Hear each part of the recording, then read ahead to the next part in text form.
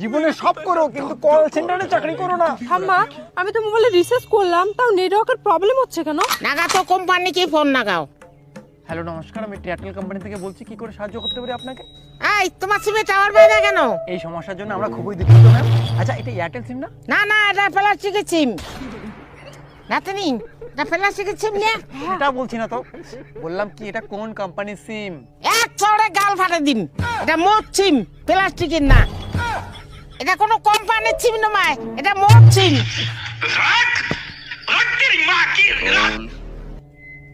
ঘন্টার মাথা বারবার ফোন করে রে। হ্যালো, হ্যালো নমস্কার ম্যাম, আপনার মোবাইলে রিচার্জ না থাকার কারণে ইনকামিং কল বন্ধ, মানে কোনো ফোন আসবে না, কারোরই ফোন আসবে না।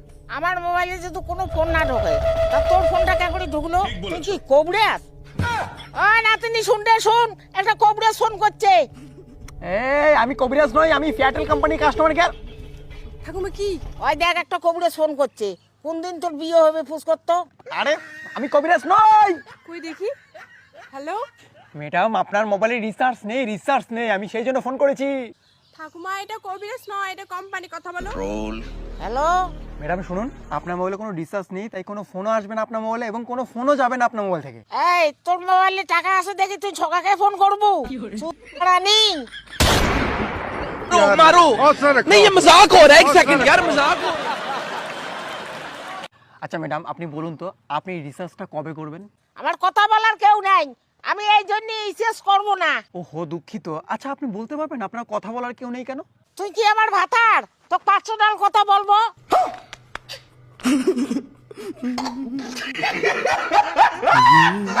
ছি, আপনার লজ্জা শরম নেই? আমি কি নেকটা হয়ে আছি? লজ্জা নাইবে আমার? এই তোর লজ্জা নাই? বুড়ি মাঝিকে বারবার ফোন লাগাচ্ছিস, তোর বউ হওয়া নাই? এই একদম আমার বউ নিয়ে কথা বলবেন না, একদম মার্ডার করে ফেলবো। তোর মতন ফালতু মানুষের হাতে না মরবো, তার চেয়ে আমি ফেনতে ঝুলবো। পাগলার গোষ্ঠী নাকি রে? এই নাতনি, ফেনত যাইয়া ঝুলং, আন তো গামছাটা।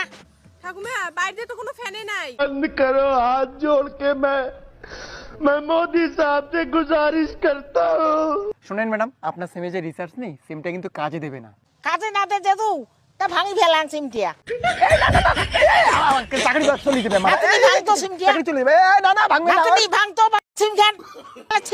সিম খান ভাঙ। চাকরি চলে যাবে। না না ভাঙবে না। আপনি কেন আমার সাধারণ কথাটা বুঝতে পারছেন না? ও আমি বুঝি না, আমি কি পাগল? হ্যাঁ না ম্যাডাম, আমি সেটা বলতে চাইনি। আপনি কেন পাগল হতে যাবেন? আপনি পাগল না।